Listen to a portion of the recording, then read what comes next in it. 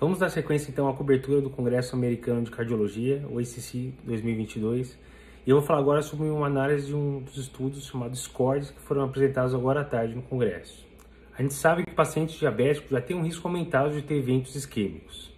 Paciente com insuficiência renal crônica vai ter ainda mais. Então, se for diabético com insuficiência renal crônica, o risco vai ser ainda maior. Os inibidores de SGLT2 são uma classe que estão cada vez mais em evidência.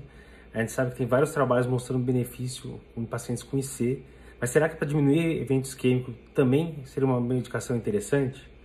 Então o SCORES testou isso. Pegou mais de 10 mil pacientes diabéticos com a glicada acima de 7 e com insuficiência renal crônica, um índice de creatinina entre 25 a 60, e testaram o uso da sotaglifosina. A sotaglifosina é um inibidor de SGLT2, mas também tem uma ação de inibidor de SGLT1. Então diminui a absorção intestinal de glicose, reduzindo então a glicemia pós-prandial. Então tem um efeito um pouquinho diferente aí que tem a DAPA e a empaglifosina que a gente tem aqui disponível no Brasil. Então esse estudo, o foco foi observar se havia ou não redução de MACE.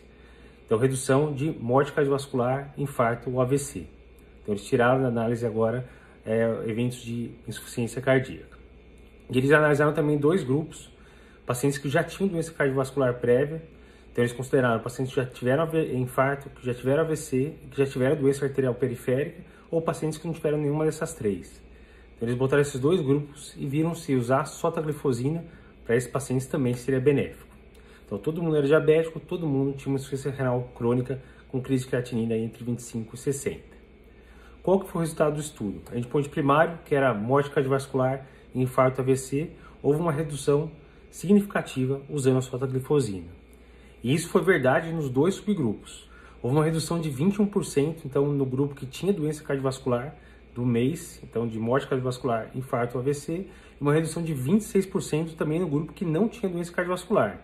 Então, pacientes que eram diabéticos, tinham IRC, mas não tinham nem infarto, nem AVC, nem doença arterial periférica prévia, esses pacientes também se beneficiaram de usar a sotaglifosina.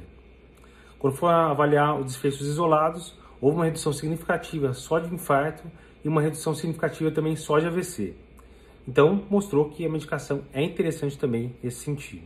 Então, esse estudo é importante porque ele mostra que usar inibidores de SGLT2, no caso que é sotaglifosina, pode ser interessante não só para reduzir desfechos de insuficiência cardíaca, que isso a gente já tem bem documentado, mas também para reduzir desfechos isquêmicos, para aquele nosso paciente, independente de ter ou não doença cardiovascular, que tem esse perfil estudado, então, que seria diabético com uma IRC, com crise de creatinina entre 25 a 60, usar a sotaglifosina pode ser interessante para reduzir então a incidência de desfechos isquêmicos, como infarto, AVC ou morte cardiovascular.